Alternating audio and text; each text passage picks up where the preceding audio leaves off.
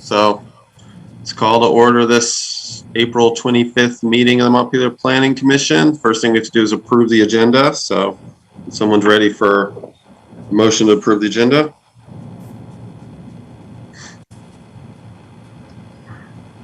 So moved. Okay, we have a motion from Jeff. Do we have a second? Second. Second from Gabe. Okay, those in favor of approving the agenda, say aye. Aye. Aye. Any opposed? Okay, agenda approved. And comments from the chair. So yeah, there's, you know, we have a few things on our agenda that are update related. So I'll leave that for that. But one thing that's on the agenda is just thought I'd give an update that Marcella and I met this week and talking over some future planning stuff, and we did kind of a brainstorming session. And some of the stuff that we talked about will be coming up. But in general, you know, we were talking about doing some more like working together as a planning commission to update the public on what we're up to a bit more. And we talked about some ways to do that we'll talk about later. And then gearing up towards our next hearings, doing some outreach where folks know what we're thinking like well ahead of time. So we'll talk about that later. But yeah, Marcella and I met, brainstormed some things. I think it went really well. I don't really have any other comments. Does anybody else have any updates or questions or remarks for things that aren't on the agenda? Okay. All good. Well, with that, I think the next thing is for Mike to update us on the city council votes on the river hazard regulations and the bylaws, zoning bylaws. Go ahead, Mike. All right. Yeah, so this should be really quick. Most of you probably know we did pass the zoning and the river hazard regulations. They were both approved. So the zoning, the two edits to the zoning, one was the removal of the number 8, which was the residential density, removing residential densities in 1500 and Riverfront. So that didn't survive, and they removed our recommended changes for the shading portion. But it sounds like in conversations that they're willing to entertain these things later on. They just weren't willing to make those changes at this time. So I think certainly we'll have to come back with some discussion of changes. And we may have some conversations when we get down to number 6 on solar access. I don't know if we want to take these things up now, if we want to kind of capture what we were thinking and then kind of put it away, or what our thoughts are going to be. But we can kind of take that up when we hit number 6. But I think we've got those two items, and then the other one would be if we get to it and if we want to go into executive session, we could talk about the other request that was related to the zoning, but they didn't take it up during the zoning, which was basically for lack of a better way of describing it, the Boves proposal, which was to allow the DRB to take into consideration a developer's reputation. And so we have a legal opinion on that, which we could talk about generally, but if we really want to get into seeing it and talking about it, then we'll have the opportunity. If we wanted to do it in executive session, we could, to just kind of get into detail and hear what the attorney had to say about that topic. So that'll be another one that at some point City Council will probably want to hear back from Planning Commission on those 3 topics. And then the zoning change wouldn't be made till this fall. We already have a couple items on the list for this fall that have come in. Some of them related to CRS and floodplain rules, and we can't get enough points because our stormwater rules have a few little holes in them. So we've got to kind of fill in a few of those holes and clean up a few other pieces. So we've got a few little edits we're going to do anyway, so we'll probably have a fall zoning update that we can put some proposals into. So that is it for the updates on that, unless somebody has some questions.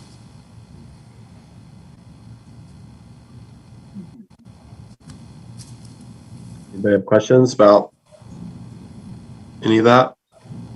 So maybe we're going to talk about this in the solar shading, but and I apologize that I didn't listen to the city council meeting afterwards like Gabe did. That's great. But what was the opposition to the solar shading? What was the tenor of the or the details of the comments? It was really a very small number of people. One of them was at the Planning Commission's Thomas Weiss, talked about, he felt it was against the city plan, and there were a number of concerns about that. But then there were just a number of folks who were very much, I built my house, I've got passive solar, and this is going to destroy everything. And I mean, they're really, I mean, in my opinion, a little over the top with some of their concerns. But in general, it didn't entirely surprise me. I know the council is very energy conscious, and so I think they were kind of took a much more cautious approach to changing the zoning to the degree that we had proposed. So Yeah, I'd say that's my interpretation is that it's some city councilors themselves wanted to be more protective of, or I think they wanted to probably feel like they're being very careful and being protective of solar. I think that the things we pointed out to them, I think they did resonate, but I think they probably wanted more, and I think they kind of kicked it down the road. And I think they understood how restrictive the current one is, and that I didn't interpret things where the city council's determined to stick with the status quo, like how strict the regulation is now. I think they want us to come back with something that's very detailed with like a lot of support. That's my understanding. Yeah, so I think it was just like Mike said, they're very energy oriented in their thinking. So John's done a bunch of extra research. I mean, I thought we came with some pretty strong points about how the trees and the terrain are the big shading problem by far, like overwhelmingly. But I don't know. I guess in hindsight, we may have been successful if we came with language for that wasn't exactly like what we first said, but like tightened it up a whole lot. Like if we came with that language, I have a feeling it probably would have gone better. But so now we'll just, when we go back next time, we'll know what they want better. Yeah. Does anybody else have any more questions about that stuff? Just a comment, and I saw it may come up a little bit later, but I know you sort of drafted a memo about, our desire to have lots of public input. And I think that's really great. I wonder, if, so Mike writes a letter, right, with the proposals, but some of these things that are, more controversial, if we ought to have an opinion that we've written that explains so people could read that ahead of time, because the reality on the solar issue is you really can't do infill. It's fairly new in the zoning. But, as we saw from John's data, like if we just explain, the issue, then people can have an opportunity prior to the meeting to understand our perspective, as opposed to like you trying to defend it in the meeting, and the same thing on density. Like maybe we could just put our opinion out somewhere publicly and explain the why. Yeah, we're going to talk about that a little bit later. We're going to, that was part of what Marcel and I were talking about, kind of changing our approach to outreach. And so, yeah, we'll talk about that. But yeah, keeping the public updated and stating our case, not just our case, but just letting them know how our discussions are going and inviting people to participate in that very early on is something we'll start trying to do. I do think though with some distance between the hearings and now, I've kind of just come to understand that, like, you know, it's a political system, it's a political process. Like, these things are going to happen. I don't feel like we've like lost anything here, but nevertheless, it's better to increase our process and improve our process as we go too. Okay. Do we have anything else before we? Do we have anything else before we move on? I think I want to skip the solar access discussion until John gets here, because he's done that extra research and it'd be good for him to talk about that. So if we can just bump that down a spot or two, and then just jump right into the to the letter. So I wrote this letter. The idea of the letter was transparency and goodwill. That was the tone I was hoping for. But yeah, I'd like everybody's feedback and whether they think this is a good idea for us to put in the Bridge or Times Argus, and or where you think where should we put it and what should we do with it. Anybody have any thoughts? I think I noticed that no one did any editing in the file, from what I could tell. What are your thoughts?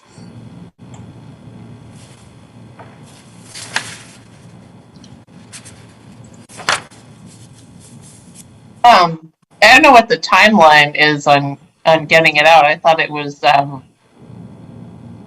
great. I might want to suggest some edits. I guess my only thought was like, and I don't have the sentences in my brain right now, but making the connection between housing and zoning a little more like explicit in some way, I guess, was my first impression after reading it. Like, I'd like to find some sentences to make that connection more stronger. That was my only reaction, but I don't know what the deadline is for, you know, going in and making edits.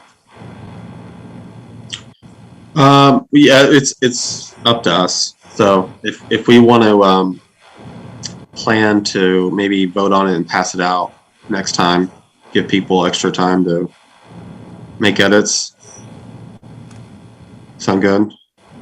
Did anyone else have any thoughts about things? For what it's worth, Ariane, that sounds great. Sounds great if you want to go in and do that. I guess I'm just trying to figure. I'm trying to figure out what's the core problem we're trying to address with this letter. We're trying. Maybe another way to put it is, what's the core problem and who's the intended audience? That's a great question. For me, the intended audience is people who are not going to come to meetings, who are not going to come to city council. They have other things to do, but they might see something in the paper and want to know more. So, like, how do we reach those folks? And I think that's an important group to meet, because I'm not entirely comfortable with like the only voices or the only people who know what's going on are the ones who are, you know, coming to meetings and paying close attention. I'd like to have a broader reach to let people know what we're up to, and also not have us like hide away and only show up every once in a while at a city council meeting. Does that answer your question? Kind of. I mean, I still don't understand. Like, what's the problem? I mean, I understand that we have a sort of a broad want to have as much participation and transparency as we can, but why this letter? Why now? I like the letter approach because it's I don't like taking up a lot of time in our meetings doing outreach stuff. I don't see that as our main duty, but it's better government to do those things. So like things like the letter, and I haven't gotten to it yet, but Marcel and I talked about doing like a monthly or so, like around every month, do an update of just, you know, one of us write up like a summary of what we've been up to and putting that out there. And, you know, this letter would be the first of these sort of update newsletter type things. it doesn't take a lot of time away from our meetings this way, but it's still it means that we're doing a little bit more outreach, that we're doing a little bit more to reach out to the public. The problem is just we don't, transparency.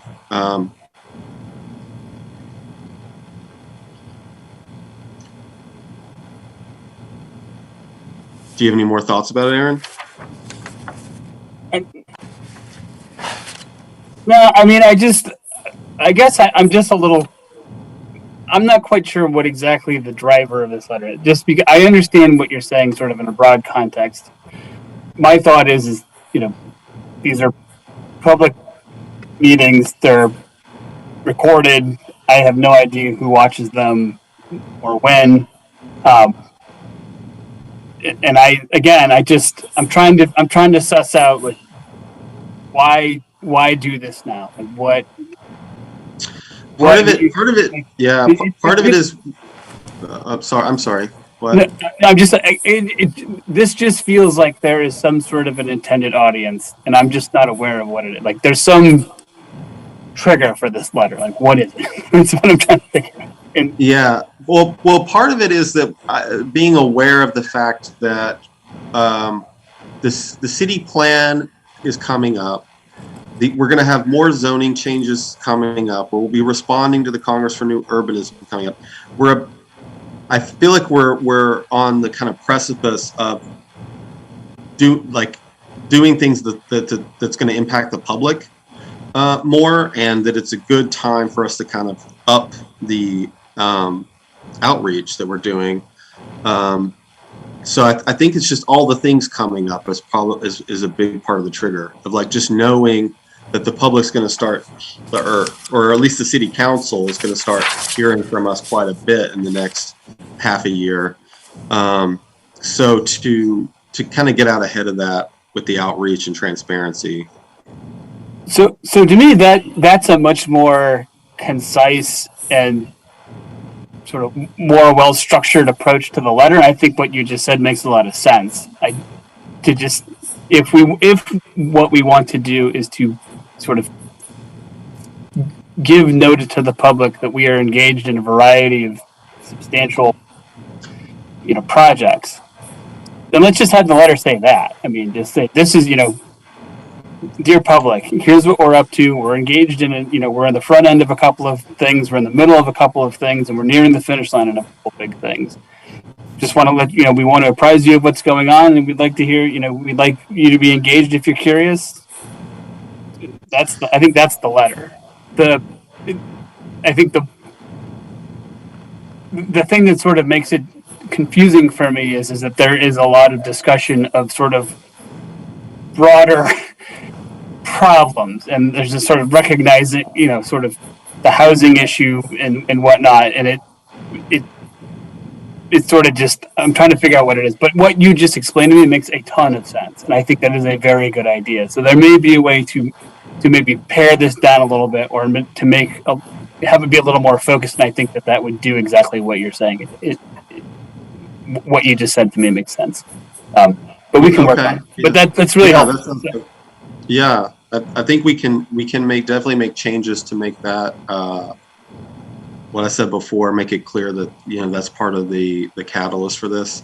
I like the theme of housing though, because it's such a big thing that's touching everything right now. I think this, like, if we're going to keep doing this, that these letters will have different themes. I mean, I've heard that, and I'm saying this right now, guys, by the way, to get what you think of, to get feedback about it. Like having, like, down the road, having one of these that also has a theme of like explaining the density stuff, because a big part of why we ventured into why we included density in the last proposals was to make people understand that better. And we kind of started that conversation, but we haven't done thorough outreach about it. So I was thinking like one of these could be about density coming up, probably have one about solar shading, but put this stuff out here a month or two before it hits the public as something we're proposing.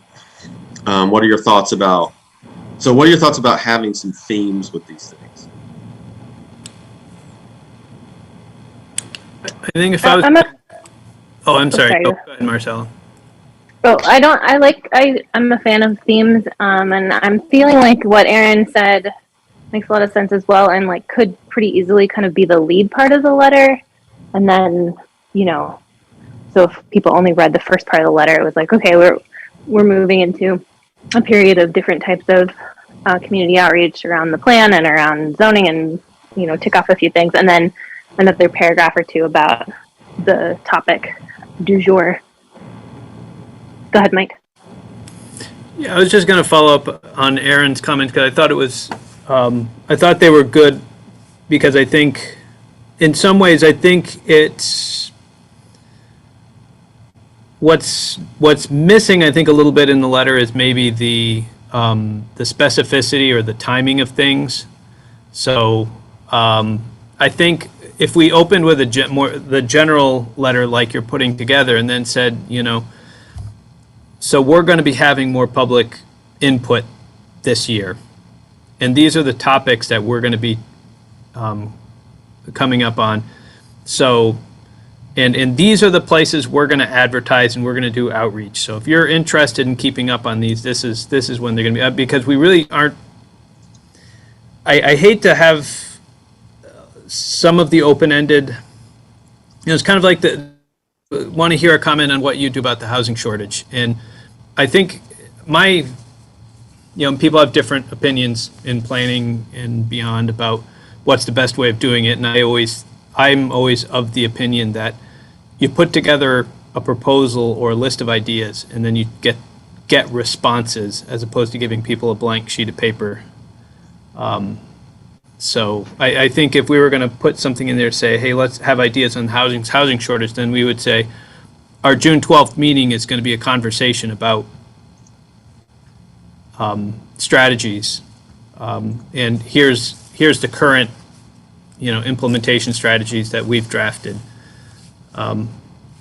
If that's that way, there's a very specific, or to go through and say, hey, we're going to be doing more outreach. We plan to advertise our outreach in a monthly letter to the bridge, so keep an eye on your bridge. We're going to be on the weekly report coming out of the manager's office, and we're going to be putting something on Front Porch Forum. So lots of places for you guys to hear about it. And we now also have Capital Area Neighborhoods. So that contract has been signed with Sustainable Montpelier. So it's going to be interesting to see how that plays out, but it's supposed to be more of a direct connection to some of the, so if we have a specific case like Northfield Street or Heaton, we'd go to CAN and they would reach out to the neighborhood. So that way, a little bit of the question of, we sent letters to every property owner, and then we get hammered because we didn't go door to door handing notices to renters. And it's like, well, there's a line and point at which we can go to, but the advantage of CAN is the city's already paying Sustainable Montpelier to do this. So as long as somebody signs up for CAN, signs up for the weekly reports, reads the bridge articles, there are plenty of ways to stay in touch about what's going on, and then we want to hear from you, and here's the date for you to participate. So that way, I think if we were able to tighten up, so take what you've done and then either tighten it up or simply say, these are the places to keep an eye out for the next things. We will let you know when the next public input session is, and these are the topics. So Mike, tell us more about CAN and how we can provide content for that, or is like, how is this a tool that we could possibly use for outreach? Well, certainly it's going to be a big tool as we get into the city plan. When we do the land use section of the plan, we're going to probably want to use CAN a lot. So Capital Area Network, or Capital Area Neighborhoods, came out of kind of 2006, 2007, 2008. My predecessor did a lot of stuff. They had, I don't know, maybe even 4 vistas or something. They had a ton of volunteer help, and they organized and ran the Capital Area Networks to build the last plan. So that is really, they'll divide the city into 16, 17 neighborhoods or something like that. And then they'll have a coordinator for each one of those. So you guys have met Peter Kelman. Peter is the one for Mountain View Drive up by National Life and kind of up that direction. So he's the CAN coordinator up there. So he goes around and gets organized, gets people's names and email addresses. Then what would happen is if we've got something that could affect that neighborhood, then we would go through in the planning department, send a note to Sustainable Montpelier, who would then get things out to Peter or whoever the coordinator is. So we don't have to manage and maintain the capital area neighborhoods. They are managed by the Sustainable Montpelier. So if you guys want to have something that goes out, you would just send it to me. I would then forward it on to the capital area network, or neighborhood. Would something like this letter we're working on be appropriate for that, or is it normally not something that long? Yeah, I mean it's because it's broad. They'll send it to because this is a town-wide thing. It would go to everybody. So I think if you've got something that's ready to go, then we would probably send it off. We could send it off to the capital area neighborhoods, and then they can distribute it to everybody. Okay, that's good to know about.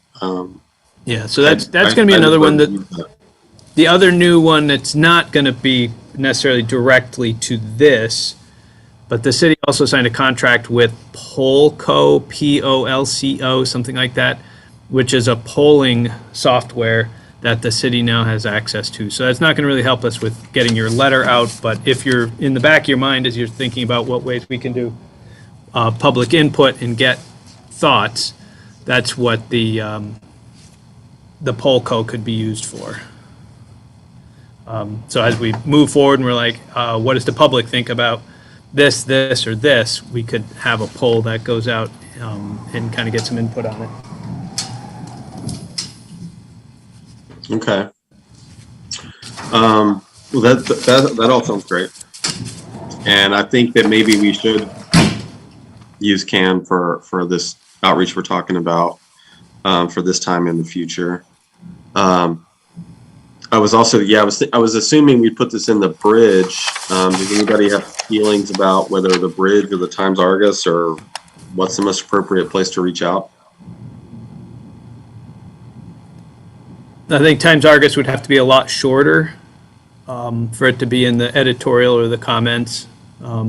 It also may be just more appropriate in the bridge because it's more Montpelier specific, where Times Argus is a regional newspaper. Okay. Yeah. I mean, I'm fine with the bridge. I was just wondering if other folks had thoughts. And is everybody okay with the idea I floated before about, we'll do some of these that are like topic oriented, and then other ones Marcel and I were talking about, we could do as just updates. Like if we don't have anything in particular we want to reach out about, we could still if we do these updates though, I'll want to delegate that, and maybe delegate it a month ahead of time. Like so this month, use the minutes, use your own notes, put together a summary for what we've been up to the past month. What do people think about doing something like that? I like it. Sorry, jumping in. I wonder whether just a more transparent Google Doc and having everyone contribute ideas up front rather than centralizing everything with one person 1 month. Or is that what you're saying? Just I was just thinking about what the process I was thinking was we delegate it to someone and let them know ahead of time so that they're not having to research after the fact, so that way we can share the workload. So like nobody's doing it more than like once a year, and then we would all approve it though before it goes out. That's good. Yeah, and I'm thinking these would be real short, like paragraph or two. So theoretically, Except I suppose it could be different if we're talking about like putting out more education about density or solar shading. We might need a little more space on those, but for these kind of regular updates, I think they could be pretty short and a little general with, as Mike said, a point to where you can find more information and engage further. Other attorneys are struggling to figure out how to write a letter in one paragraph here. I can do that. I'm pretty good at the plain language thing. Yeah, okay. So sounds like we have a plan. Do we have anyone who would like to take on the first update, which we would put out maybe beginning in June at this point, between now and then?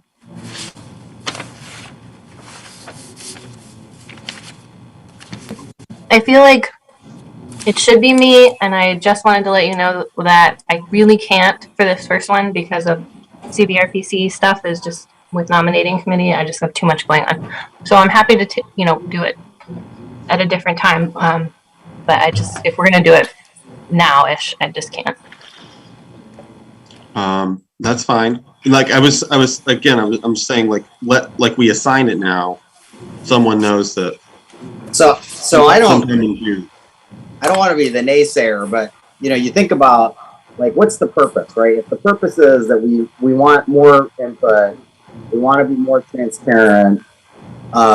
We already have minutes, and you could expand on the minutes a little bit, but to make it really relevant for people to really understand, they're going to need to watch the meeting or participate in the meeting, or else it would be a multi-page document. So I'm feeling like we'd be better off to put things out ahead of time, like Mike was saying. Like maybe we put out a general note at the beginning saying, hey, like Aaron said, here's all the things we have coming up. And then when there's a weighty matter, like we have two issues we know people are very concerned about, right? We have solar and we have density. So as we get to having those meetings, and I agree with Mike, you don't want a blank sheet of paper. Let's make sure we have some proposals, and then we have a public hearing, right? And we can put something out publicly ahead of time on that issue, right? That's a little bit deeper and prepares people to come and comment. As opposed to like writing something that's a little bit longer than the minutes, but still isn't much more useful. Yeah, I hear you. Just the balance we're going for with this is like something that's not going to take a lot of time from us. It's not going to distract a lot, but something that's going to actually, be more than just the bare minimum of outreach. The bare minimum I think is we have minutes, so do a little better than that. But what if we said like quarterly or something instead of monthly? That way, and then then it would coincide with like biannual zoning updates and a couple other things. And the stuff on the ground could be on Front Porch Forum, either proactively or responding to people with whatever arguments or bad faith stuff they may have on tap.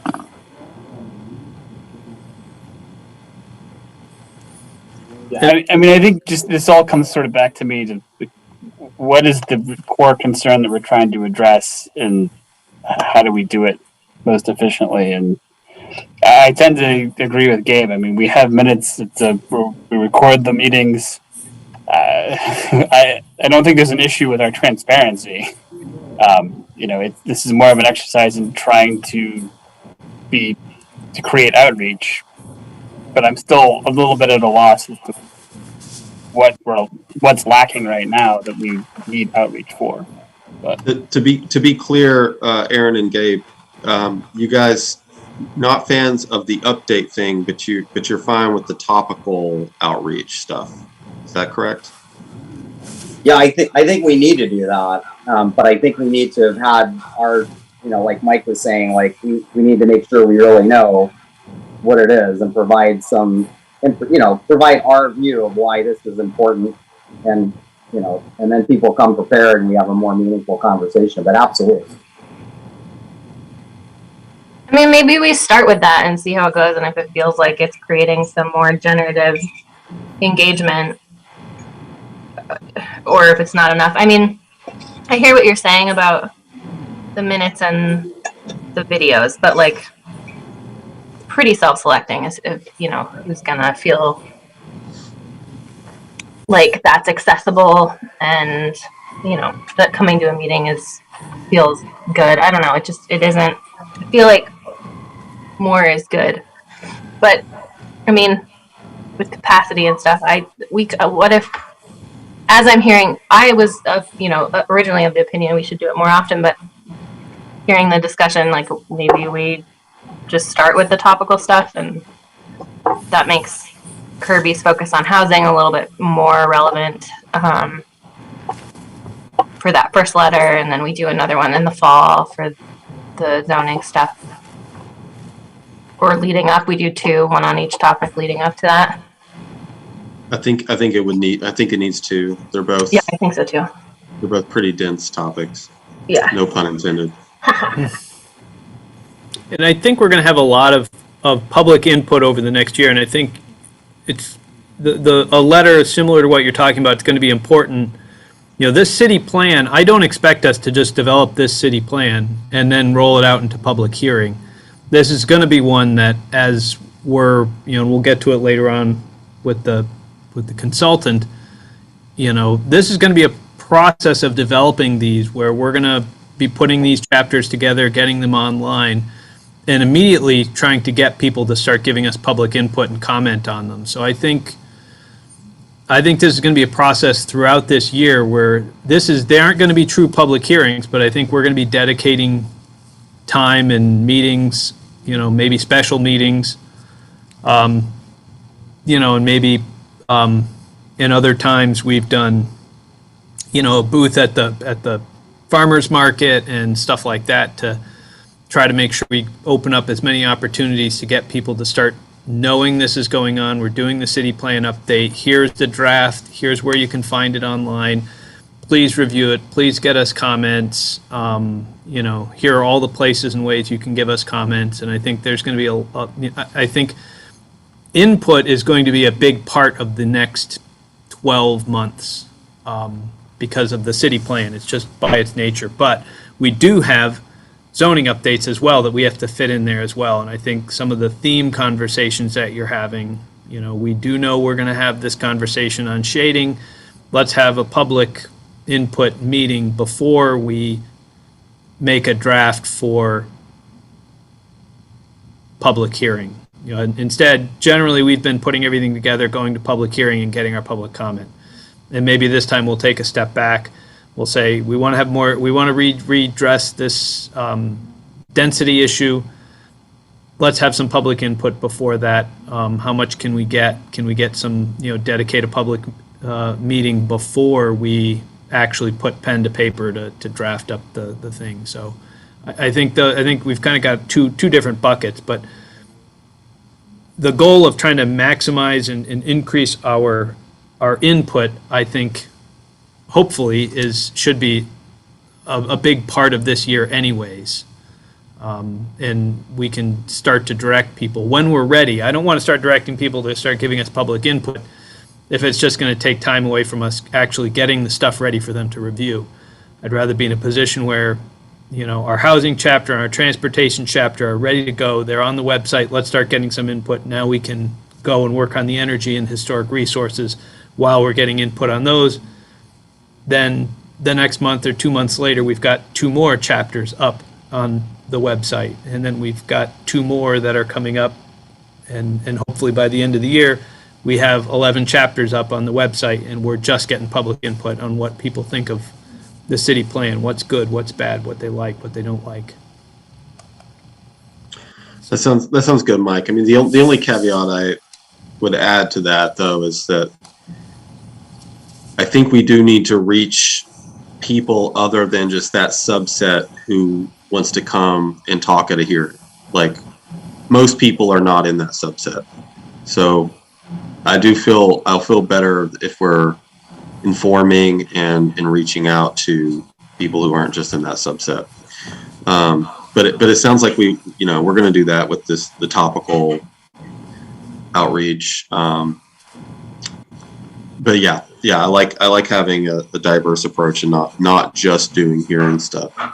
Yeah, we can look at other things. Like I said, when we're doing the city plan, we can have a much broader conversation about, okay, do we want to just, I can set up meetings at the senior center, so we meet with seniors during the day. We can set up meetings, we can do presentations to, if there's a business group, we can have a meeting with a business group and kind of show them what the economic development plan looks like. Maybe they don't care about the other chapters, we can have a conversation, have a meeting at a housing task force.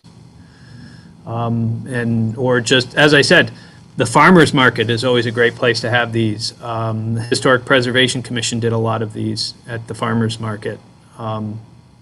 Setting up tables at Shaw's or at the co-op, somebody's got to sit out there and, kind of talk to people or have a couple of people there to talk to people.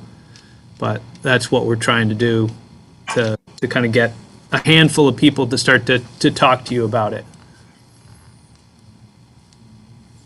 It's not a bad idea. If people are willing to go spend time doing that.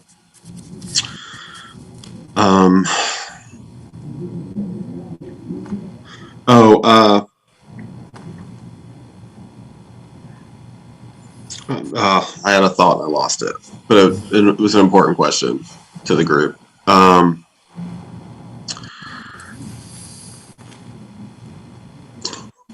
Maybe I'll come up with it later. It's too bad. It was about the letter. Do we want to involve other committees? That was the thought originally. That idea, just full disclosure, came from Lauren Herold, one of the city councilors, when I talked to her about doing this. And it seemed good at the time, but I don't know if we're trying to make it our committee reaching out on these specific things that has a lot to do with us, maybe it doesn't make as much sense to try to bring in another committee like this one. Since it was about housing, I was thinking housing task force makes a lot of sense, but I don't know if this is going to be a newsletter type thing from us, then maybe it's not worth bringing other committees. I mean, what are people's thoughts about that? I think we can certainly, network with them and let them know something's coming if it's relevant to their subject area, and then they can reflect on it, share it.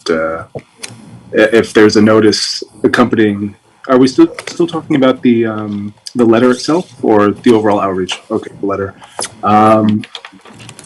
If we post something simultaneously on Front Porch Forum, that there's something in the bridge that we just go ahead and read it, then committee members from the other committee could respond there. And then just from my point of view, I'm also on the Complete Streets Committee, and I'm sure some of those people would, at least back us up or respond on a front porch notice about a certain thing about transport or land use, if they had a heads up.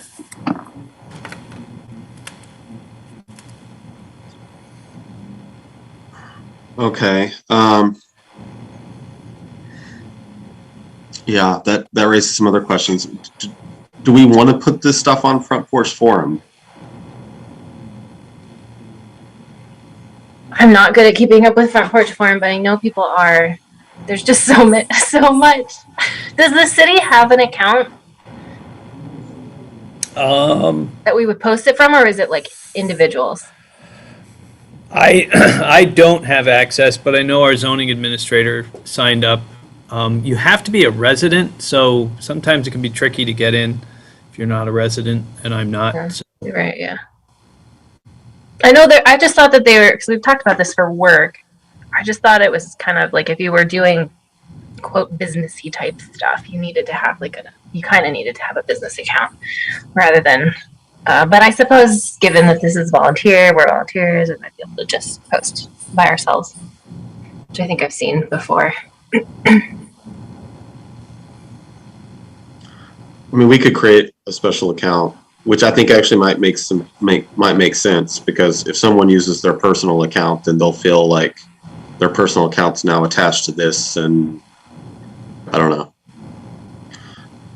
I don't want any individuals to feel like their free speech is, mixing with this stuff. Yeah, good point. I don't know what the cost is for things like that. Unless we could do it as a volunteer thing, I'd have to look into it. Well, if anybody feels compelled to do front porch forums, Jeff brought it up. Like, if you guys want to look into it and see how we can do that, then we can maybe have that discussion later. But for now, plan on the bridge and can. And then, if that sounds okay. So about other committees, do we have any other thoughts about, whether we should, for this particular one, reach out to Housing Task Force to have them be a co-author, or just us be the sole author and share it with them and do it that way?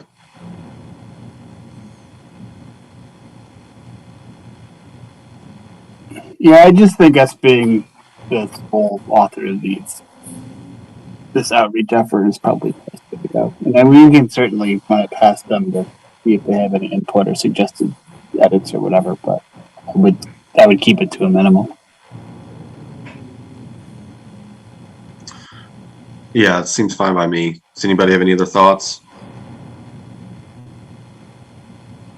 Okay, so we'll just do that. Okay, sounds like we have a plan for this stuff. So we'll put it on the agenda next week to pass a letter. If people can put their comments in. I put in a couple of quick bullet points in the document just as we were talking about things people flagged to try to include. It sounds like the intro language is what people want to work on to make the intro clear about why we're doing it. I think I'll just plan to leave that to others, and we'll revisit it at the next meeting.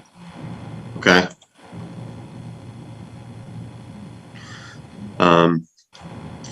All right. So let's circle back. John Adams, we were waiting for you to talk about the solar shading on the agenda, because we know that you did some additional research. So with solar access, the solar question, we're going to have to come up with a detailed policy that's different than what we did last time, and develop that out, and it would probably go into the next round of zoning changes as part of that.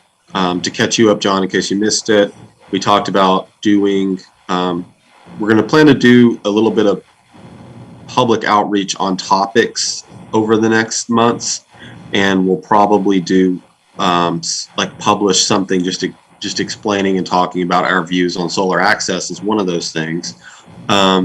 We'll also need to be developing that policy. It doesn't have to be done until it's ready to until later, but we could work on it now. So that's a question that's open. I don't know, what thoughts do you have, John, after your additional research? Yeah, so I guess just stepping back, I guess I'll say I was surprised at how restrictive the regulation was. I did not think it was that it would have such a significant impact, and by that I mean doing the analysis of what we currently have that would at least require the that wouldn't pass that calculation. I know there's an opportunity to do some kind of analysis that would you could maybe demonstrate somehow that it didn't do that. I obviously did not do that for every property in Montpelier, but just the fact that such a huge significant percentage of our properties would have to go through that and would potentially not meet that requirement was it was surprising to me, and forget exactly what those numbers came out to be, but it was, in terms of housing units, probably close to half or less than half, definitely half of the city's grand list, almost all of our historic buildings that are not old on the outskirts of town. It's almost like everything that was built before zoning, which makes sense, where we would have had these large setback requirements and these like 60s and 70s style zoning. So just wanted to start by saying that, and I sent those slides, I think, which show you the building footprints of those properties. So that was surprising. And then I did I took some areas and did a more elaborate solar insolation analysis. More, if anything, maybe more for my curiosity, which found basically I used digital elevation model and removed all the structures from one model and kept them in another, and then just looked at I did an analysis for that December 21st date, which I don't think is a good date to use because it's when there's the least amount of solar access. But so anyhow, and what was interesting is, citywide, rather somewhat insignificant because generally speaking, the amount of building footprints across the city compared to the rest of the land area isn't that large. But I think what was more interesting is when you do compare areas, or when you run the analysis with and without buildings. With buildings, you end up, or without the buildings, you have more of this partial shade, which makes sense. You have trees lose their leaves, you get a mix of some partially shaded areas. And then with some buildings, you have more areas that are maybe fully shaded, but you have more areas that receive a much higher level of full sun. And that's where all 90% of the solar panels are in Montpelier. So all that to say, if this is really about solar access and generating power using solar energy, we need roofs to put those on, because that's where they go, and that's what generates the highest amount of solar access. So all of that to say, I think the regulation we have currently is deceptively written, and calling it solar access is doing everyone maybe a disservice. There's certainly a case to be made for people not having your entire property being shaded by an enormous building that's built next to you. A lot of that's why zoning came to be, and with in New York City, over 100 years ago.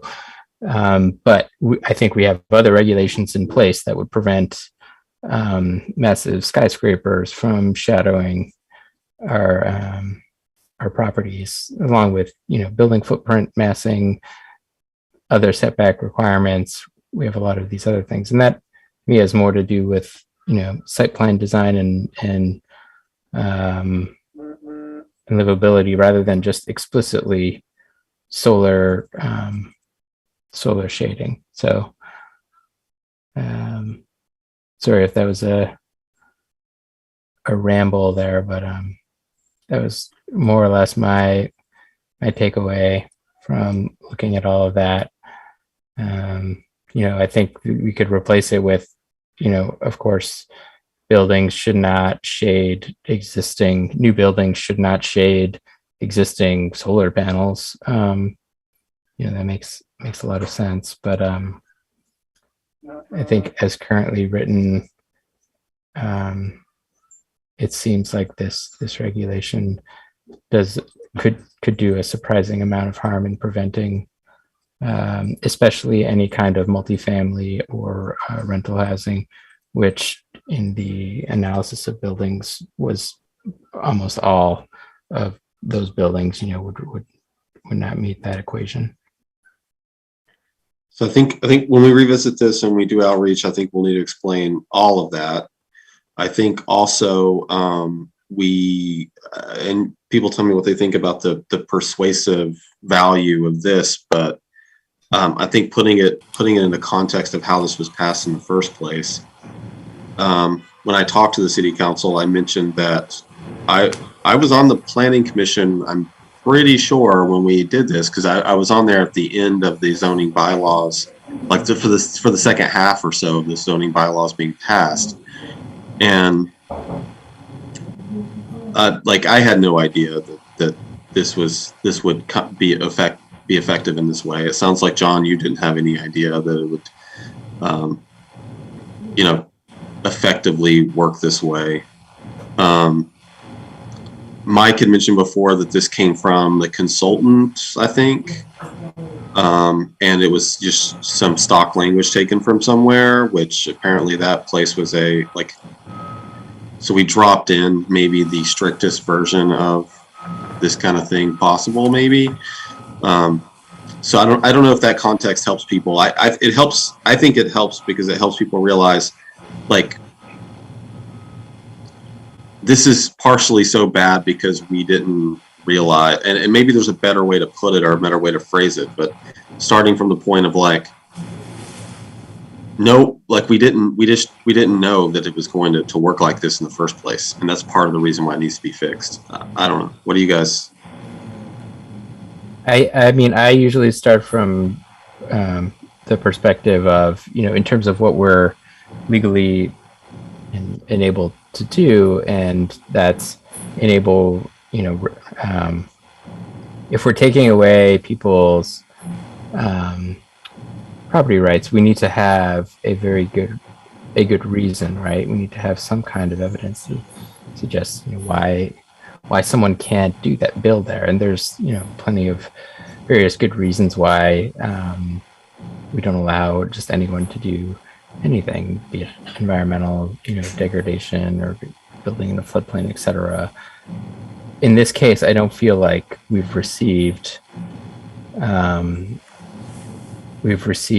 evidence to suggest that this is in the public interest and warrants the Planning Commission taking away someone's right to build on this basis. So flipping it on its head, I don't think we've received anything that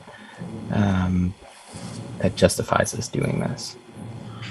Yeah, I mean, maybe that's a better place to start the conversation rather than the context thing I was thinking of. Yeah.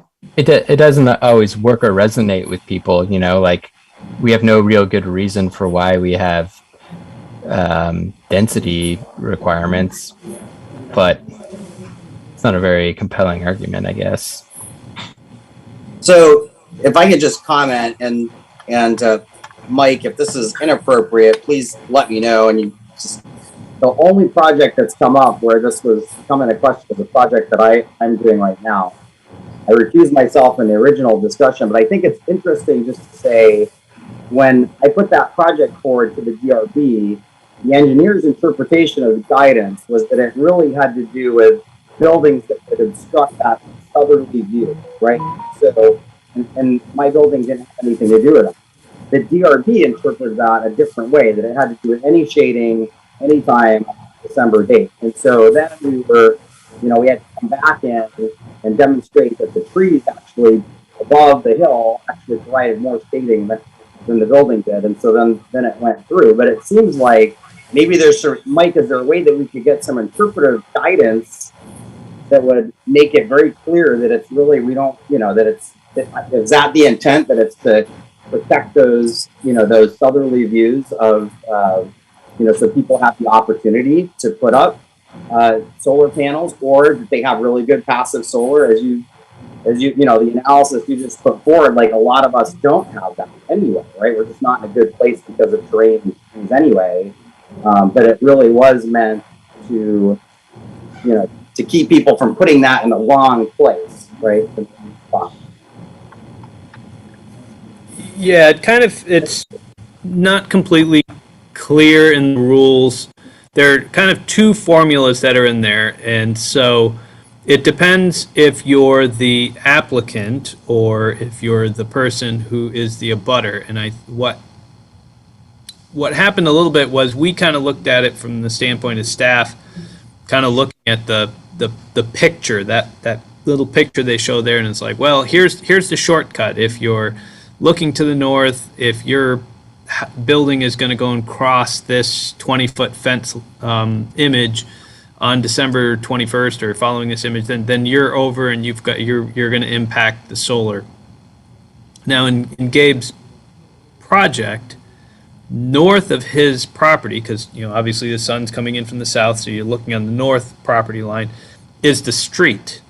So he actually kind of got out of it a bit because he's not going to be impacting his neighbor because there's a street before the neighbor's house, so he was kind of able to get out. Now the neighbor was able to look at the formula, and that's looking at what's happening between 9 o'clock and 3 o'clock on December 21st. So now the sun is rising over here, making an arc, and then coming down over here. So what that person was able to start to argue to the DRB and to staff is that, well, regardless of that fact, I'm to his east, or I'm to the west of him. So when the sun comes up in the east and comes across at this really low angle, now it's going to make a shade on my house. And so the DRB was kind of left in this, okay, now we've kind of got this conflicting set of rules. One that says, look at what happens on December 21st, and one says, look at the kind of the shortcut. And the DRB kind of fell on the shortcut and said, well, the shortcut can trump. And in that case, that's pointing to the north, in which case it's not affecting the person who's complaining right now, who is to the west. So it wasn't clear.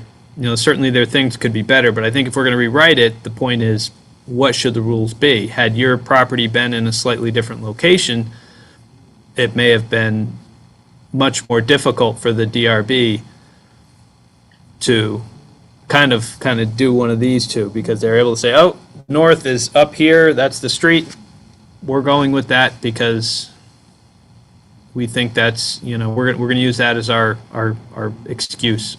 So it's not something that could be fixed by a city engineer opinion about how to interpret that? I'd have to look at it with probably the city attorney to go through and see which one we think. Off the top of my head, I don't remember. It comes up so infrequently.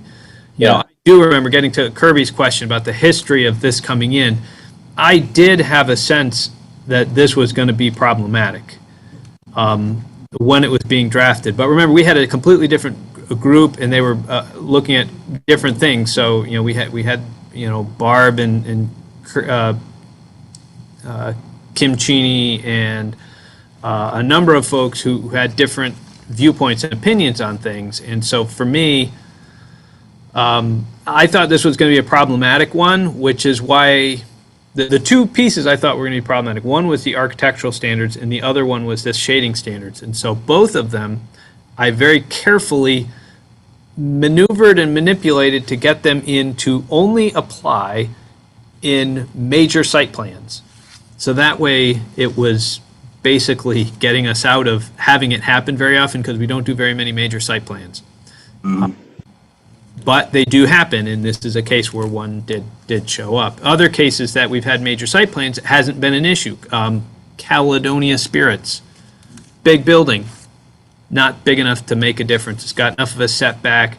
It's not really close to anything. It may make a shade, but it's not going to impact anything. So I just didn't know if there was a shortcut, because it's interesting, the comments, and maybe Kirby, you have a different impression because you were trying to defend it, but it seems like most of the people who are coming forward were talking about, their opposition had to do with passive solar. And, again, that could be anything, right? I mean, that's somebody wants to grow vegetables off, all of a sudden you can't do the infill that we'd like to do. So. Yeah, there were two major ones. One was passive solar. I'm not able to heat my house. I wanted to heat my house with the sun during the winter, And shading it, if somebody can shade it, then I'm losing my ability to do it, and I spent all this money building a passive solar house. That was one argument. The other one was we should all be vegetable and food secure. We should be encouraging and supporting people's ability to grow vegetables and having their own gardens, and that was argument number 2. Now, I think depending on what the public policy is, growing gardens, we don't need to use December 21st if we're talking about yards. Assuming we were talking about, let's regulate solar, we shouldn't be using December 21st because you're not growing gardens. So show me what the shading diagram looks like on June 21st. And I'll tell you what, it's going to be completely different. And then we have to say, okay, well, what time? If you're talking about 7 o'clock at night on June 21st, it's going to cast a long shadow, but is that going to impact somebody's ability to grow a garden? No, probably not. So we would probably just need to go and look at some rules if we were going to do that. But if we're looking at passive solar of a house, then shading somebody's yard doesn't make a difference. Shading somebody's house might make a difference. How much solar shading is unreasonable? And I think we've got to go from, right now, they're talking about no solar shading. And I think we could argue that that's really an unreasonable standard, that for 20 minutes on December 21st, I shade the last 3 inches of your house. That's too much. That's unacceptable. That's unreasonable. And I think we can say that rule sounds unreasonable. We have to find a balance that says, okay, what would be a reasonable rule? If we're going to protect passive solar, what is reasonable? And maybe it's a March 21st standard, or maybe it's I don't know. And as looking at John's maps, it may be something that's completely based on where you are, to go through and say it's just not reasonable to think that you're going to be in a residential 6,000 or residential 3,000 or residential 1,500 and not have any solar impacts from your neighbor, because chances are good you're impacting your neighbor right now. So to have a rule that says others can't shade you but you can shade others isn't really equitable or fair. So it may just be that in these zoning districts we're not going to regulate it, because guess what? For every one of you that's complaining, your house is probably shading your neighbors. So, well, not to mention 97% of shading in the city is from trees, and we're not saying all right, we're not advocating to cut down trees here. And there's no height restrictions or setbacks requirements on trees. So it just feels disingenuous to say that this is really about solar shading. And the other thing I think that we should keep in mind is, because of this is a major site plan requirement, this really has a disparate impact on low-income households, and we're only subjecting or preventing the development of rental and multifamily housing. This isn't applied to single-family homes. And just, I don't know if you looked carefully at the building footprint. I should have added more context, but the homes on College Street do not meet this requirement. This isn't we're not talking about these 10-story monolithic buildings shading here. We're talking about some, basically what homes in Montpelier look like cannot meet this requirement. I think we know our policy reasoning. Hopefully, John, you're keeping track. I know I'm not in one place keeping track of all these arguments that we're going over, but I think we need to do that. I think it sounds like we should strike while the iron's hot. This is all in our minds. We all know what we're doing. So maybe we should go ahead and put together a new proposal, and then we'll have to shelf it for the next time we go to city council. Unless people feel strongly that we insist on sending it back right away. At any rate, I think it might be a good idea for us to go ahead and have a new proposal, have all the policy reasoning there, maybe go ahead and even draft the outreach we plan to do based on all this reasoning. But it means that we need to get into the pieces of a new proposal. And I know, John, you said earlier basically the same thing that we proposed before, but I think City Council wants something different. But I think as a person who likes efficiency, I kind of hate this, but I feel like what we sent before was incredibly simple and it was a turnoff, I think. So if we adjust, which I don't like that reaction, as because I think simple is better with the law for lots of reasons, but maybe we send back something that's an adjustment that has more pieces to it. And I can go through the things that Mike had pointed out earlier and that's been said in this conversation, and maybe next time we can plan to vote on a version of this that's new. So let me go through the different pieces. Remove shading on. One thing would be to remove shading on yards and walls from the requirement. So make it roofs only. Another thing would be to allow actions to mitigate or minimize the impact of shading instead of precluding development altogether. Another thing would be to exempt the most highly developed neighborhoods from the requirement. This is all stuff from Mike's list, by the way. The next thing would be to change the date from December 21st. And then the last thing would be to allow DRB to provide a waiver. So since we're talking about this now, since the policy reasons are fresh on our minds, do we want to ask Mike, because I think that's the appropriate way, and Mike, correct me if you think there's a better way, for to ask Mike for our next meeting to give us language that incorporates some or all of those things that he said?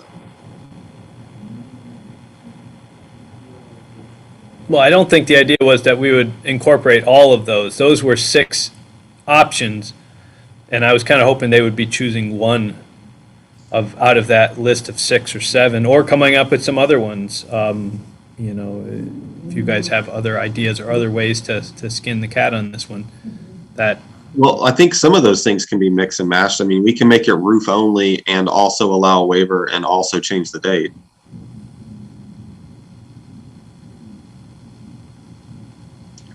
Right? Is that, what do you think? I mean, I guess if you gave me guidance, you'd have to pick which ones you want me to try to use to craft it, I guess. Do we feel like we have a sense of what's the best approach? Maybe that was part of the issue. If city council felt like there were too many options and we didn't give specifics. I mean, I think we've got to start with and this will go back to some of Aaron's pieces, kind of going back to what's our policy objective. Why are we doing this in the first place? Or John mentioned that, what is our policy objective? Why are we doing this? And, if your policy objective is what was proposed by some of the people who are making the arguments, and I really think that group that spoke is a big minority, or is a very small minority of folks. And they were just looking for something, and a number of them had an axe to grind and a reason for doing it. I won't get into entirely, one of them who didn't want to have any of the shading on their property was currently appealing to try to go and keep somebody from being able to move a property. So they're in the middle of an appeal. So it was kind of self-fulfilling argument there. But I do think, we would have to go through and say, I would start with, if the public policy objective is this, then I think this is the appropriate set of regulations, or here's, a couple of ways to accomplish that. But, and we've got to decide, is sustainable individual food source growing, is that public policy we're trying to advance with this shading? Then we kind of get an understanding by spreading of what out would be the impact. By building homes as far apart from each other as possible is probably not the best strategy to preserve our farms here. No, I agree. I think it's, and I don't think shading from houses is preventing people from building gardens.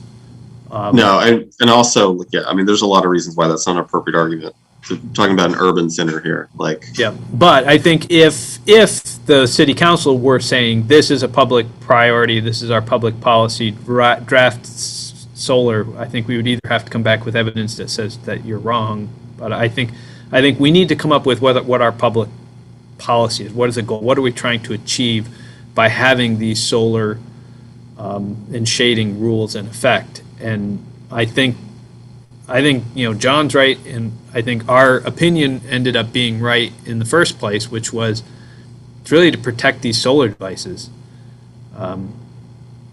The one half of solar shading and solar access is talking about you have to build houses that have a south-facing roof, so that way you can put solar panels on it. You're not required to put solar panels on it, but you have to have a south-facing roof that you could put solar panels on. And then the other half is solar access, which says you can't shade south-facing. We have ambitious. If that's the two pieces, then there you go. Yeah, we have ambitious energy goals, and we're gonna need to build some solar panels. I think energy goals is probably what is going to resonate with city council with most people, and I think that's how we're thinking about it. So, I mean, if everybody's all right, tentatively, Mike's asking us to what's a policy outcome we're looking for? We're looking for a balance between housing development and energy goals. In this case, they go hand in hand. Like there's no. Yeah. And this policy goes against both.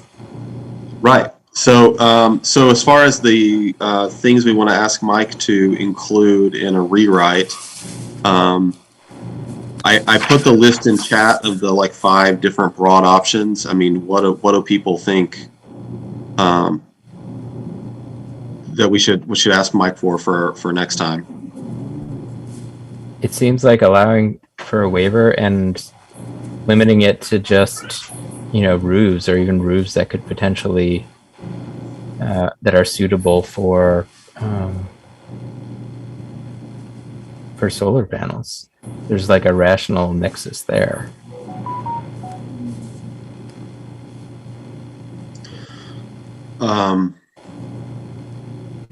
Okay. What about the if we're gonna check for a roof, are we gonna still look at December 21st, or are we gonna?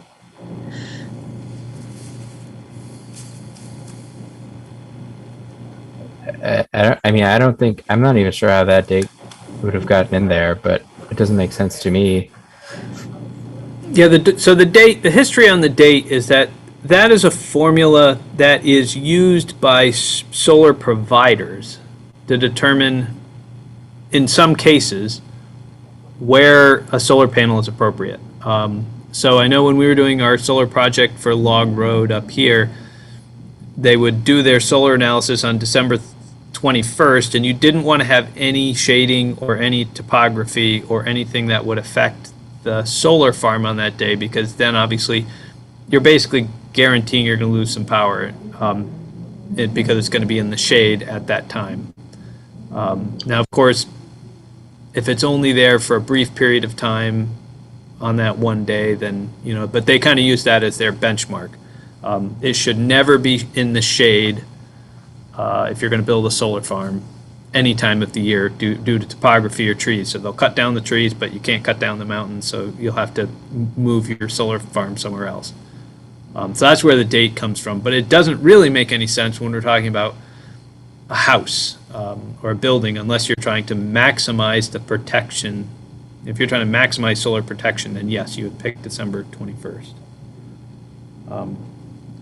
But I actually think it's more complicated, but I actually think the coming up with reasonable and unreasonable shading sometimes, that's why you have something go to the DRB, is you can have, the reasonable persons make a determination. If it's a calculation, it could be an administrative approval. It doesn't have to go to the board. So if we've got something that's, you can't unduly shade a neighbor's house or, whatever, and then you could give the DRB some guidance and some guidelines that go through and say, you shall not shade existing and proposed solar devices. and then, kind of working your way down to some other guidelines. It's another approach that gives some flexibility. It's not a black and white yes or no. You can kind of take a look at it and say, you should minimize the amount of shading by, adjusting the location or size of the house or the structure that's being built. So it's not saying you can't build a 2.5-story house. It's saying, all right, if you're going to build a 2.5-story house, will it impact the neighbor? If yes, it will shade the neighbor's house. What can you do to minimize that or mitigate that? And there may not be much you can do, but you can't deny it for it. But you could say, Gabe, you've got the house located 12 feet from your property line. If you move it to 10 feet, that extra 2 feet moving it in that direction is going to help prevent shading over there. You can move it. Okay, so what if we change it where it's just roofs? And I think we have a lot of policy reasons for why it should be just roofs. For one thing, roofs are where most solar projects go. So if it's about solar projects, there's a lot of policy reasons to have it, to limit it to that. And then allow waiver and also allow the DRB to just direct the applicant to take some mitigating steps. Do we want something more or different than that? That makes sense to me. I think I don't think there will be too many projects in these neighborhoods that will be shading other roofs, unless we're talking about the shed roof that's 10 foot high or something. But we're going from,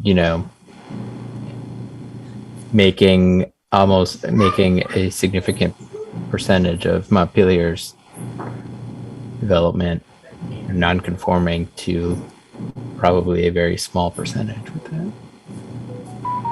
Yeah, and I think that's so what goes along with asking Mike to come up with this language for us is also, John, could I ask you to, before the next meeting, you don't have to write a letter or anything, just bullet point like all of those policy reasons that you've gone over for us. So we'll have those when we go to talk about this later, when we go to do outreach about this later. Doesn't have to be anything polished, but just I want to preserve all of the reasons behind, why we think this is the way to go. You do that? Okay. And then we can have this done for now, and then it'll be ready to go later when we propose. Does anybody have any other thoughts about that, or does that plan sound good for next week, and then we can move along on this issue? Okay. Okay. The thumbs up is helpful, Marcella. Yeah, I think, and I think we've got some other rules that, that if we're making a good argument to the council and to the public about why these rules don't make sense, especially the shading rules, we can, one other one we can point out is the fact that we have street tree requirements and other landscaping requirements. So you're required to plant trees on the street trees for projects. So if you happen to have a house that's, on the north side of the road, you're required to plant trees in front of your house that, is gonna then shade your ability to go and use that roof for solar panels. Now, it may take a while before those trees grow big enough, but you are required to have those street trees. So there are a number of places where these rules are going to start to, automatically build in landscaping that's going to affect your ability to meet the requirements. So I think we've got a lot of points we could make that'll maybe convince some other people that this isn't necessarily a good idea. Okay, does anybody have anything else on solar access before we move on the agenda?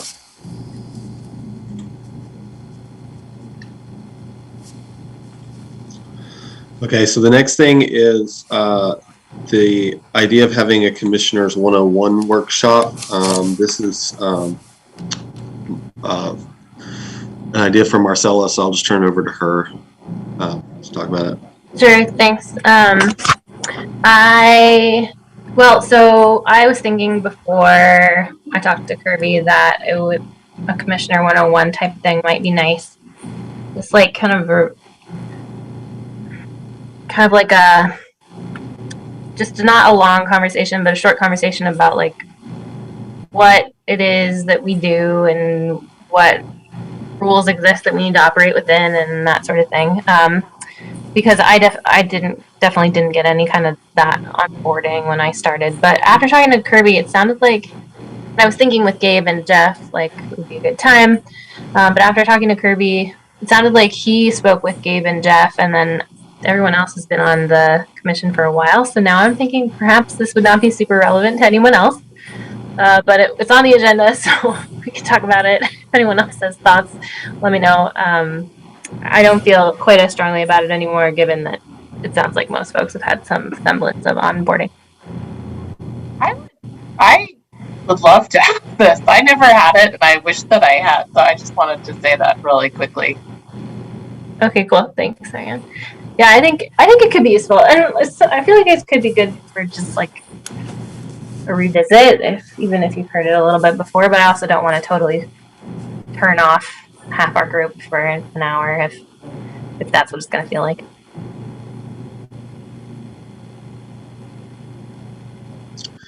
What are people's thoughts about this? I mean, this could also be something that I don't know how you envision it exactly, Marcella. But if we wanted to just go over some like some of the like basics of the different things that we deal with, one possibility might be to do it like an hour before or after a meeting, so it's optional. True. True. What kind of content were you thinking that we'd go through, and who do you think would be the best person to do that? Yeah, I guess I was sort of thinking Mike could probably speak to most of it off the cuff. I don't want to add like something unnecessary to your to-do list that is already too long, but we could also have like, I don't know, there's some other expert that could come in or the city manager or something, just talking about, I think like some high level talk about like what the planning commission's like theoretical space in government is. And then if we have any like guiding documents that regulate us other than like the plan, and then just like maybe we could talk as a group about like best practices and kind of make that more of a conversation. Is this something that the RPC does, or they could do? Yeah, that crossed my mind. I don't know. Maybe. Could ask. What do you think, Mike? Yeah, I mean, it's something that certainly I could take a little time to put together, if it's not right away, but be a good idea to have it certainly before. As I said, we want to go and start rolling out this city plan, and I think it'd be important that we all kind of understand where we fit in the picture.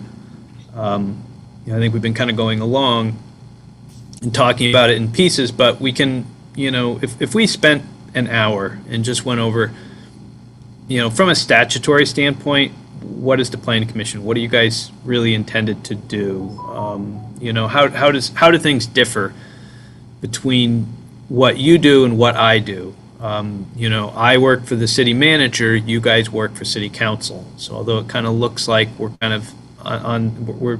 of do things with different directors in mind.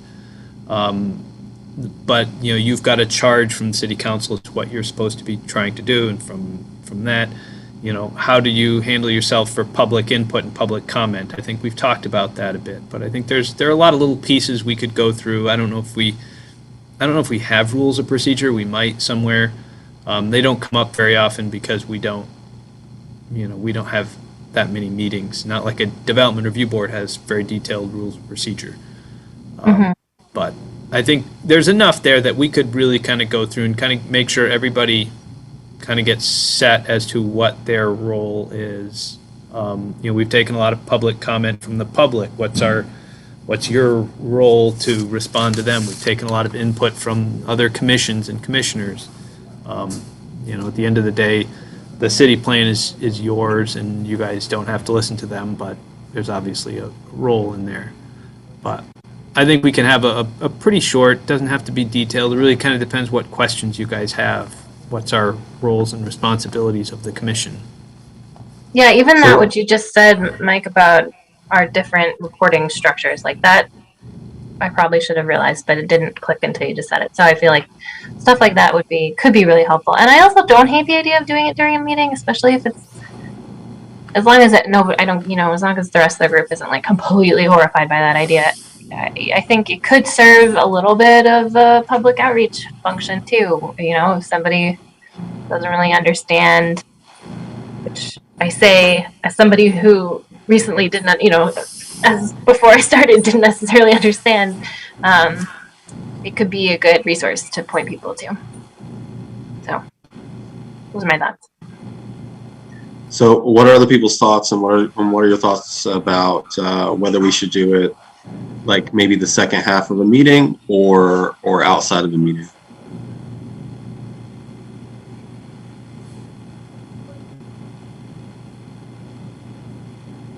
Well, more than 3 people, it's got to be a warned meeting anyway. So if there's more than 3 commissioners, I think we want it accessible from the public to the public. We would either attach it to the beginning or attach it to, well, it'd probably be easier to attach it to the end of a meeting. Not that I want anyone to stay longer, not that I want to stay longer, but 7:30 to 8:30 means Orca already has their cameras running. Their cameras are running automatically, so their cameras would just keep on running until we finish the meeting. Well, Mike, that's what I was thinking for if we did it outside the meeting would be attach it to an already, noticed meeting. But we'd also do it during the meeting. We do it 6:30 to 7:30. So that's kind of the question I have is, and then, do people have thoughts about that? It could be, I don't know what I don't know as a newer commissioner, but it could be something that you just say, hey, every year we're going to do 20 minutes of refresh on our legal responsibilities, like you would in any other professional setting, to do some continuing ed. So we could just build it in every certain, time of the year we're doing this meeting. Or we could do, I could do something with Jeff separate with my, whatever you guys think. Any other thoughts? I think I'd rather see it during the new meeting time and shorter if we're worried about a full hour. Okay. Yeah. Well, we could put it on some agenda in the near future then for like 6:45 to 7:30. And Mike, I'm happy to help prepare this with the caveat that I'm the one asking for it. So I might not know exactly what to do, but I like I said, I want to be mindful of I respect that you have a lot going on. Yeah, I think we can do it. I don't think it's something we can do right away, but maybe it's something we can look at for, June or July or something like that. Something that gets us out of this immediate window with a lot of stuff going on. And as I said, I don't think it would take that long, and I might be able to find somebody who already has one somewhere in the VPA listserv that they've already kind of put one together with the basics of this that I can just steal from. Yeah, thanks. We used to have these. Yeah. We used to have a great group when I was at the RPCs, and they used to the Education and Training Collaborative, and we all would put these canned presentations together, and we would just stick them out there so anyone could grab them and use them. I'm wondering whether we already had one that was put together on the basics of the Planning Commission. Yeah, I bet the RPC has a canned something. Bet they do. Yeah. Because they probably do for some municipalities. They probably do come in and tell them like, this is your job as in the Planning Commission for people who don't have staff. Yeah. Yeah, definitely don't want you to put a ton of work into it, Mike. And it sounds like, I mean, Marcella and all the rest of us are in agreement that if you want to mostly wing it, I mean, that's fine. It's just hearing additional content on this subject is good enough. Yeah, and like Okay. I said, it could involve, you know, if like Gabe's idea, if we kind of do this a little bit regularly going forward, it could involve some like best, you know, just sharing amongst us as like best practices or questions that have come up about us, about process. It's like keeping an eye, a little bit of an eye on how we're doing, you know, throughout, which I tend to think is good for any kind of work that one does. Thank you for considering. So sounds good. So yeah, we can plan to do that whenever you're ready, Mike, and we'll throw it on the back end of an agenda. And we'll make sure we leave like 45 minutes that week. And if people feel like they already know everything they need to know, they can peace out at 6:45. So sounds like something for everyone to like. Okay, so the next thing we have is to discuss next steps on RFP for the city plan consultant. Go for it, Mike. All right, so quick update on that one. We had posted the RFP to hire a consultant, somebody who specializes in being able to do the web-based kind of the storyboards that we were talking about for doing ArcGIS. And so while I had like 14 firms that were interested in getting copies of the RFP, only one applied. So John and I took a look at the RFP. It's good.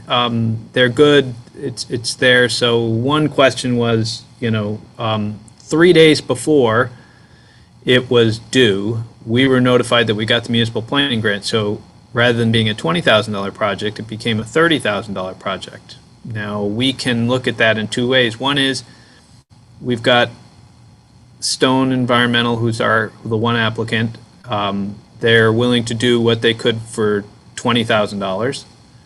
We could then use the other $10,000 to help supplement and add to that project and process. We could use some of that $10,000 if we wanted to do other things, hire a facilitator for a public. I mean, we're talking about the city plan update, so we might be able to use some of that extra money in another way. Basically, you know, hire Stone at the $20,000 and know that we've got another $10,000 in extra money.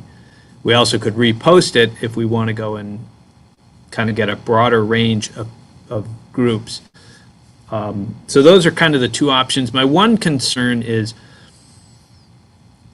I don't know, you know, I don't have any experience or background or real good input on how to write, you know, how do you write a storyboard? How do you write a good product? You know, because we're basically entering at something that's different. You know, writing a web page, writing a storyboard is different than writing a PDF plan.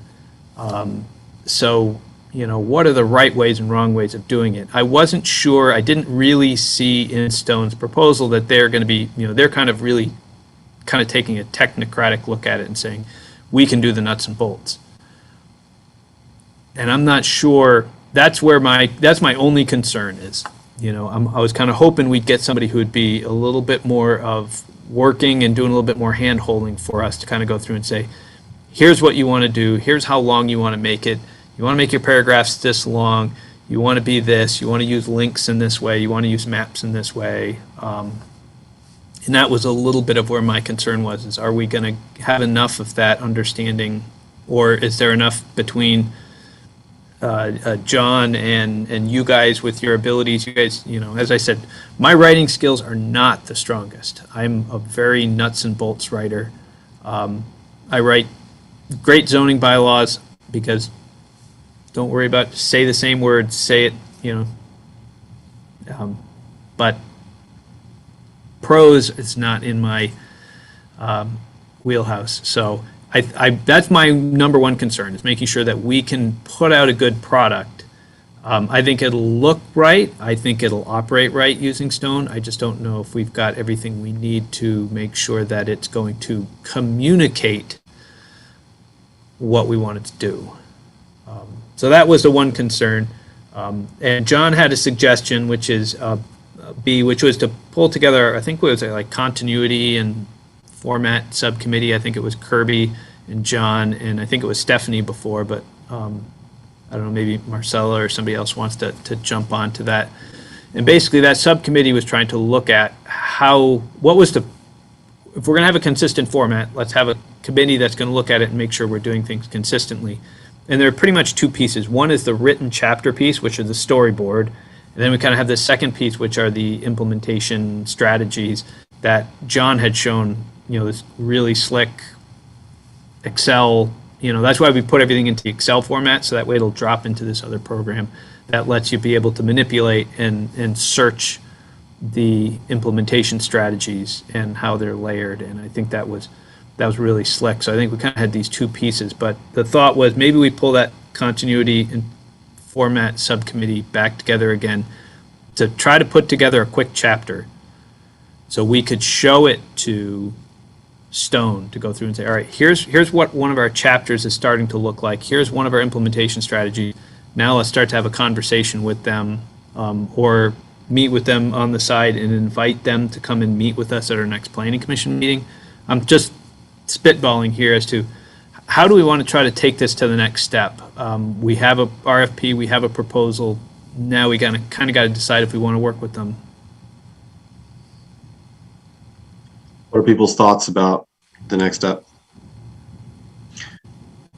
So options, just to be clear, options are think about going with Stone, in which case we got to think about how we're going to handle the storyboard on our side, or do we put the RFP back out there to see if there's any takers that has more experience with that? So I've had a little bit of experience with Stone. I think they're good. It was mostly GIS stuff though, so not necessarily writing and storyboarding, which is where my concern is. I would personally send the RFP back out with a larger amount of money.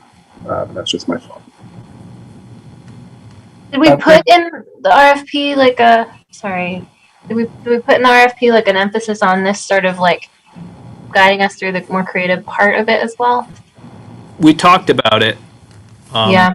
And just for context, Stone has already been working with the city. They helped set up some of the projects that the city has. So we have some pieces that Public Works has done. So you can actually go into our website and in the middle of winter, you can go through and open up their storyboard on snow plowing, and a map will come up and show you live action where the snow plows are and who's got which snow plows. So snowplow 1 is currently on Cliff Street, and snowplow 2 is currently on Main Street. And where's the sidewalk plow? Because they all have GPS in them, and so they automatically loop into this. So they've got a thing to explain to the public, why do we plow the way we do, what's important. But that's really more of a nuts and bolts presentation of, why does the first snowplow just come down and plow the center of the road? Why doesn't it? There's a reason why we plow the way we do. There's a reason, the big snowplow goes over here, the small snowplows go over here.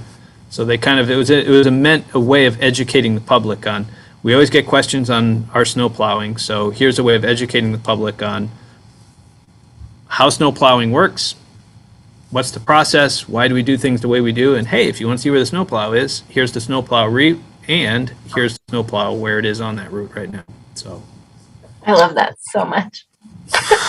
So good. So that's what Stone has already set up. So from a technical standpoint, from a GIS standpoint, they've already been working with the city. They already know our software because they helped us set up the same thing. It's a Esri GIS hub. They already set it up for them and wanted to do more things, but we kind of ran out of money with Public Works. So it's not surprising they were the most interested. So they do have that, but we do have the extra money too. As I said, we could hire them to do the technical work and know we've got $10,000, and maybe we find a consultant that helps us separately that says, here's how you do storyboards, unless that's not a good idea. What are other people's thoughts on the choices? John? I think we should dial in the RFP. I think consultants looking at that would have been they would fear it just being a black hole because unless we're just giving them what we want to put up there, then they're looking at our, 300-page plan we came up with last time. And, Montpelier is known for having an engaged populace, and they're just thinking, what am I getting myself into if I'm going to be the person responsible for trying to mediate and come up with the language that's going to please this city? So I think maybe by demystifying and giving precise, a succinct example or two of what the end product is, we can maybe make better use of their time. Otherwise, there'll probably be either a lot of back and forth or someone who will only say, just give me what you want and I will put it on a website, which is fine. It's just, it is what it is. There's nothing wrong with it. But if we were looking for, initially, I think when we talked about this is we wanted something more digestible and functional, as opposed to just a brick that sits on a shelf. Mike, what's the time frame if we put another RFP out there that's a little more precise, till we'll be able to pick somebody else? Or it's done if they decide they want to incorporate that more detailed part. So the timing is, I'm really hoping to get somebody on board because I just want to be able to start. Because I think the first step, we kind of broke it into 3 steps for them. And the first step was to build the template, which was to go through and say, this is what we got 11 chapters. This is what a chapter would look like, in just a template format. And then we could go through and build one. I think once we build the first one, then we can just keep throwing stuff at them and they can just build out what we need for the rest. And they can keep shooting to us to go through and say, I need a picture, I need another table, what do you guys need? And so there'd be a little bit of an iterative process to finish building it out. But I think, we've written chapters and started to assemble a lot of the information, and we've got I think the implementation strategies are basically done. We just have to go and format them into John's program to get to them and show how do we link this chapter to this, or is it embedded inside of it, or is it a link to something separate? And I think that's the first step. So my hope was to get somebody on, because that first step I think is going to take the longest, getting that first one where we've got that connection. But if we think we need to or want to go back out, we can certainly do that. $5,000 of the dollars is in this year's budget, so that's the only thing I'd have to figure out how to squirrel away. If we kept Stone, the advantage of that is, we interview them, we get to a point, we say everything's good. I tell them, invoice me for $5,000 because I've got that in this year's budget, which I have to spend before June 30th.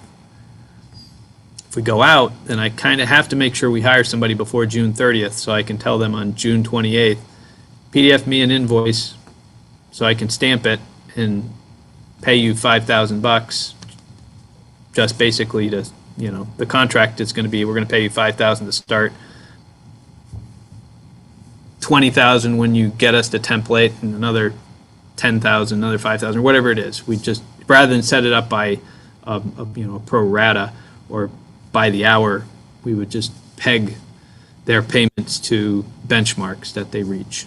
And that way I can pay them $5,000 up front and make sure we spend this year's money, because I got $5,000 in this year's budget, $5,000 in next year's budget, separate line item for $10,000. Then I got the $10,000 grant. So I've got $30,000 in these little pockets. So basically, if we did it, we'd have to be really quick, because we're basically heading up to May 1st. I'd have to be able to roll that out. We get something back in 2 weeks. The other option is, I'm just kind of rolling things out of my head. If I work with John or Jeff, if you've got some ideas of consultants, I can target 3 consultants and go through and say, well, SE Group was one of the ones that was helping us to start. We know we've got Stone. Maybe you guys are like, hey, VHB was interested, CAI was interested. You might be able to go through and say, hey, give me a couple of them. And rather than do an RFP process, I just contact some and go and say, this is what we're looking at doing. But I agree with John. If we have something that we can, if we sit down as a subcommittee and put a mock up something together really quick, then at least we've got something to go to them and say, this is what we're looking at doing. This is what we're going to provide you. We're going to provide you this, and what we need from you is for you to turn it into a storyboard and to do the technical pieces and to help us make sure that we are communicating clearly. Somebody with a lot of experience writing websites will tell you, put this banner up top. Don't put that banner up top. Put this picture down here. Don't make that picture so big. You really want to have something over here because you want to capture people over here. You really want to do drop downs, but that's too much drop downs. You want somebody who can help you go through and say, if you want to communicate with people via this media, here are the do's and don'ts. And I'm fully willing to, and I think a lot of us as a planning commission are fully willing to go and find out what the do's and don'ts are and get them, all right, here's your historic resources chapter. Now that we know what we're supposed to do and not supposed to do, here it is, plug this in, here's the picture, what else do you need? Oh, you need a graphic, or you need the data layer showing the historic district boundary. I'll get you the historic district boundary data layer. You want the design review district boundary layer? Oh, I can get you that too. That's this one here. All these should be in the same storyboard to explain what we're doing, why we're doing it, what's important. And then have a little bit of a conversation like that. And I think that's where this is where I hope this goes, that our person is working with us to kind of teach us. And then we're just, at that point, we kind of start learning as we're getting through. By the time we get to the 11th storyboard, we should be pretty well dialed in on, all right, here's the land use chapter, and here's all the data layers, here are the pictures, here's the stuff. Because we've already done 10 of these, we kind of know how this is going to roll. Right. So Mike, you don't need a vote from us, obviously, right? Like you're just looking for input. Yeah, pretty much. If people can give me an idea of what you want me to try to do, and if people want to think about it and email it, that's okay too. But I kind of, if we're going to repost it, then I kind of have to know if I'm going to reach out to other consultants just directly to go through and say, we think there's only a handful of folks that are really willing or interested in doing this, and here they are. Okay, so we only have a few minutes left. We're gonna have to put off the executive session to next time. Maybe we can do that at the beginning of next time, Mike. Just FYI. It'll be easier at the end. Yeah. Okay. But we'll just have to reserve time. We'll have to make sure that we reserve time then. But anyway, we've heard John and Jeff say that putting the RFP back out could be a good idea. Is that what everyone else is thinking?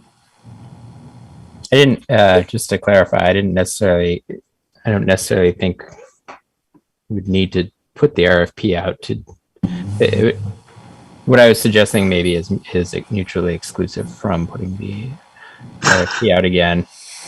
So I don't know that I have an opinion about that. Okay, I was reading between the lines. Sorry about that. It's like not helpful at all, I know, but all of Mike's talk of all these thousands of dollars in different pockets makes me think of the story with my late grandfather when I was a child driving from Montreal where I grew up, crossing the border, and they asked if we had $10,000 or more of cash on us. And he said, if I do, I've got someone else's pants on, and they didn't like that. So Again, more information that's not helpful, but I thought I would share that. Yeah, I would just say it sounds like we both want to get a little bit more than we originally asked for, and that there's also a timeliness issue. So why don't we just give, suggest that Mike go ahead and reach out to those people. He already named 3 or 4 that were interested. We do have an additional grant, right? And he can just kind of run with that to see who else might be interested between now and the time we meet. Everybody good with that? And so, John, I don't want to cast aside your side point. Then you were talking about doing the subcommittee thing and looking like. Tell us again the takeaway from what you were trying to point out there. Just dialing in and spelling out, creating an example and being clear on what our expectations would be and what the deliverables would be, because I think that as they are right now, they are a little bit vague and could be intimidating for anyone bidding on the project. So I agree with John. I think he's right. I think. Okay. So in the next week or so, do we have other people who want to join John and Mike in doing that? Then the committee that was the subcommittee that was referenced, I think it was actually John and Stephanie and Marcella. By the way, I wasn't on that one. Do people have an interest in meeting up and doing that then? If there's interest, we can take that route. If there's not, we can kind of, I think what Gabe said makes sense, and just have Mike reach out individually without us doing that. I guess I'll defer. I don't have a lot of experience with these, so if it was just putting together a chapter, that'll be fine. But again, still feeling, I guess we're gonna end the nominations committee stuff in the next couple of weeks, so after that, maybe. CVRPC. Yeah, I mean, I can also just work with John if he's willing to just meet for a little bit. Just as I said, I don't think we need to develop anything fancy. Just we both, I think, kind of have things in our head that we can get down. The idea is that we can go to the consultants and say, this is really what we're looking for. We're looking to give you this, and we're expecting you to put it together in this format. But this is what we will be giving you. Because a lot of times I kept getting emails, especially late in the process, and they were like, well, I downloaded your master plan from 2017, and I was wondering what you were, and it was like, no, there's nothing with that master plan. I think that's what happened, is a lot of them downloaded the master plan and said, this is not a $20,000 project to take this master plan and turn it into a storyboard. And I think we just have to go through and say, no, we've written something separately. This is what we're going to give you. This is what we're hoping you're going to put together. That's, okay. Rough. So does anyone else have interest in meeting up with John and Mike? It could be no more than 2 more people, just for open meeting reasons. Anybody else interested in participating in that? Okay. Well, you guys feel free to do that. And I can get in on that. I'm kind of slammed right now at work, and I don't want to commit to anything in the short term. Like, what's the timeline on this? Like, it's going to probably be something that would have to be pretty quick, because if I'm going to reach out to other consultants, I was kind of hoping I'd have something I could kind of go out to. Yeah, whatever. I'll do it. Okay. So yeah, you guys can loop Aaron in and whatever you plan to do with that. Anybody else real quick? So we'll leave it to you, Mike, and then if you want to reach out, you want to put the RFP back out, your call, obviously. So it sounds like we're good with that. Anybody else have anything else on this before we adjourn? Okay. Do we have a motion to adjourn? So moved. Motion from John. Do we have a second? Second. Second from Marcella. Those in favor of adjourning, say aye. Aye. Aye. Aye. Any opposed? All right. See you guys in a Thanks, couple weeks. everyone. Thanks, Kirby. Thanks, Mike. Thanks a lot.